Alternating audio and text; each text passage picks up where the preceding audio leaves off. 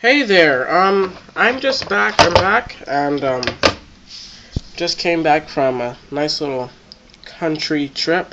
I wouldn't call it a cross-country trip, but I would call it a vertical country trip, like a straight up and down one, because I went down south really quick, Myrtle Beach is awesome. Anyway, so, you can probably tell this is some sort of power supply. I'm pretty much finishing it up right now. I'm just gonna apply a copious amount of glue, just a little bit of glue around some of these areas I don't really want to be too exposed. Like for example, I'm not gonna pot the connections in glue though, because I want to be able to take them apart if I need to do any modifications later. But I've tested it out and it works, so I'm just gonna go ahead and glue this up. Oh, by the way, I got a tan, so that's why I look a bit darker. So I'm just putting some glue there, just a little. And I'm gonna put some here. So you're probably wondering, how many volts, how many amps does this power supply put out? Well, I guess I'll just show you. I just finished up soldering up all these components, so they're still probably just cooling off. They're probably cool now, but you know. So, this isn't like any type of reel-to-reel power supply. It's a center tap power supply. A very simple DC power supply, because for the most part, you can't drive a flyback with AC. It just depends. I mean, like for example, this flyback right here, which is a Zenith flyback, I just glued it to this board. That even though it may not look like it, this board will eventually become the board of a Tesla coil. You may see that little teeny bad spark gap right here, these two little leads. But, yeah. So, for the most part, you can't power a flyback with AC. So you're going to have to figure out some way to rectify it and turn it into DC. So you can say, well, just use batteries, you know. But I mean, batteries aren't that efficient. They're not a very efficient way of doing things. I'm gonna make just switching off subject really quick.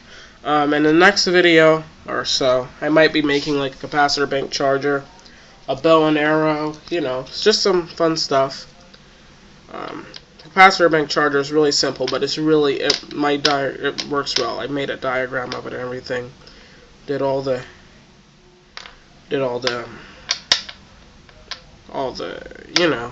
work, and basically its specs should be pretty good. It's going to be a really big capacitor bank that's made of regular electrolytic capacitors. Anyway, so I basically looked up all the values of capacitors. I think I like these the best. I'm probably going to have more than just these though. This isn't a capacitor bank right here. I just hooked them up so that way they would this is just a I just hook these up in series to hide in the values of these capacitors. So anyway, back to what I was saying. So you're going to need a DC power supply to oscillate your driver correctly, to oscillate the MOSFET or transistor, which would oscillate the flyback. So basically you're going to need a good DC power supply. So you're probably wondering, like I said before, how many volts this puts out and how many milliamps or amps. Well, this power supply right here, puts out about 37 volts, 37.2 I think volts at about that's from positive to negative. Puts out about excuse me, I have a cold, so that's why I'm can't hear me sniffling on the camera, but I am. So anyway, as I was saying, from positive to negative, it puts out about 37 volts DC at about 4 amps, 4.8 amps, somewhere around that. But I can show you hooking up the multimeter right now, and I can show you how many volts this thing puts out. Let me switch it to 200.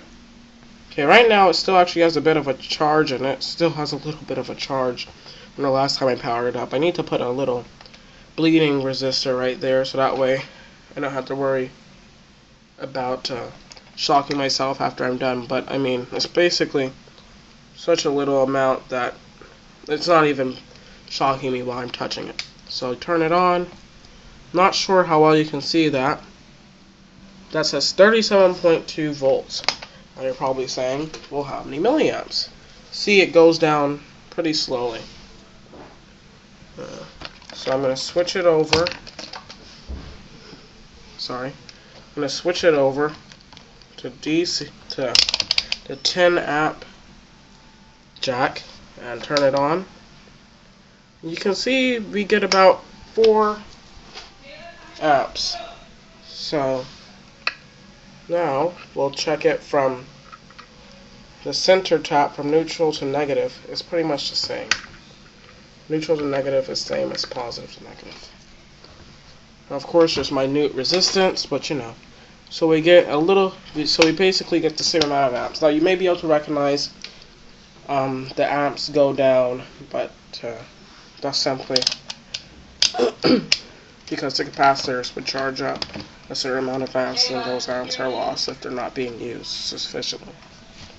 So now we're getting out. Oh, forgot to turn it on. We're getting about pretty much 12 volts. We're getting a pure 12 volts. Now you're probably wondering, well, why doesn't that say whatever half of 37 is? No, half of 36 is. So let's just say, why isn't that saying 18 volts or 18.5 volts? Well, the reason for that is pretty simple. The center tapped wire isn't going through a doesn't have to go through a very long chain of capacitors and everything. So it's pretty much just blank out there. And so it's just coming straight from the transformer. So the transformer would normally put out somewhere around 24 volts. So since when it's all hooked up. So since it's not going through the capacitor, it's giving half 24 volts instead of half of 37 volts. So as you can see, it has quite a bit of current. Now you're probably saying, well, you can't power a ZVS driver with this. Well, I know I can't.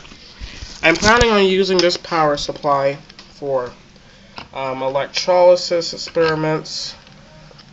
And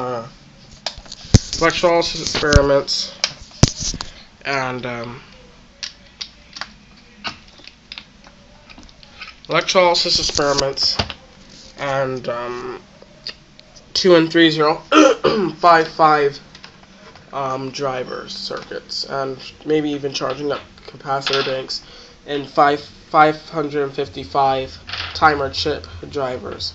The ones that don't require that many amps to give you good results. I mean, ZVS driver will give you good results without that many amps. It's just that it's not going to look as good like a ZVS driver should. So basically the results you would say isn't good enough. But, yeah. So that's pretty much all I wanted to show you.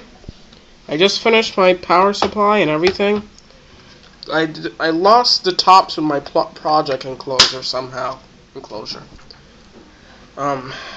Yeah, I just printed out a PCB circuit. I just made a 555 timer template for a board. So you might see soon something with me doing bow and arrow stuff, all this type of stuff. 555 timer driver circuit. You know, might be testing out that flyback, and excuse the mess in here. This is just my electronics door, and this flyback too, right here. I just got this out of the TV, and I basically made this out of I made this entire circuit out of components off of circuit boards. And I say circuit boards because I didn't get this off of the same circuit board as I got all of that. And this diode I bought at Radio Shack, but, you know. So, yeah, I got this off of some other power supply board. And I also had this transformer here. Yeah. At first, I was actually very scared and very, uneasy with actually plugging this transformer directly into the wall because I wasn't quite sure if this thing was going to go up in smoke. But I checked the continuity and it seemed fine. I powered it with a 12 volt transformer and it gave out about 12 volts on one side and everything. 1.2 volts on one side and everything. So I said 120 volts will work perfectly fine because I know that entire board wasn't running off of 1.2 volts because that transformer was originally used to power this transformer. So I know that definitely was not the case. So, yeah, basically, we got it done. We have ourselves a nice power supply. I might actually have to put a bleeder resistor there just to kind of short itself out, and don't have to worry about shorting it out anyway. But, or you know what, I'll just leave it. But, yeah, so we're done with our video, and thanks for watching. Please rate, comment, and subscribe, and like, or unlike, whichever one. So, bye.